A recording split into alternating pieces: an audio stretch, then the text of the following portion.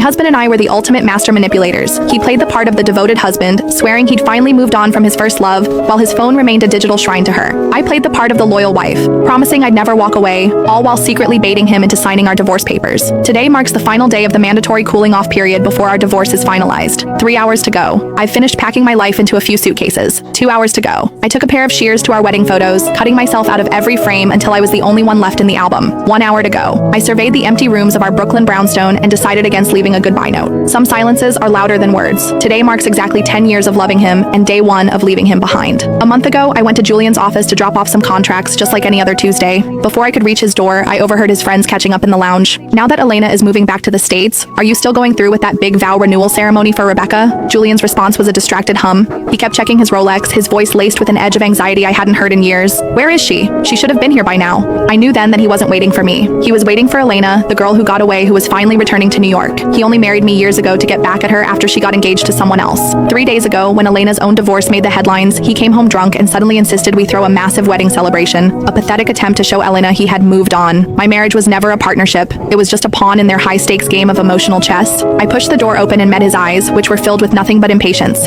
He didn't even bother with a hello. He just held out a cold hand. The contracts. I handed them over calmly. The divorce settlement was tucked away as the penultimate page. I added a new clause. I said casually, "You might want to look it over when you have a second." I timed it perfectly. I knew he was in a rush. Sure enough, he flipped straight to the signature line on the final page. He signed his name with a flourish, a look of uncharacteristic tenderness softening his face. I have to pick someone up. I don't have time for the fine print right now. As he hurried out the door, his back practically radiated his eagerness to be rid of me. For 5 years, I tried to thaw his heart with my love, but I never even earned a mention in the local gossip columns. To the world, he was the tragic hero of a legendary star-crossed romance with Elena. I, the legal wife, didn't even qualify as a background character. The day Elena's divorce was finalized, Julian, a man who rarely cracked a smile, got blackout drunk. Even in his stupor, he had a smirk he couldn't suppress. That was the joy he felt for her.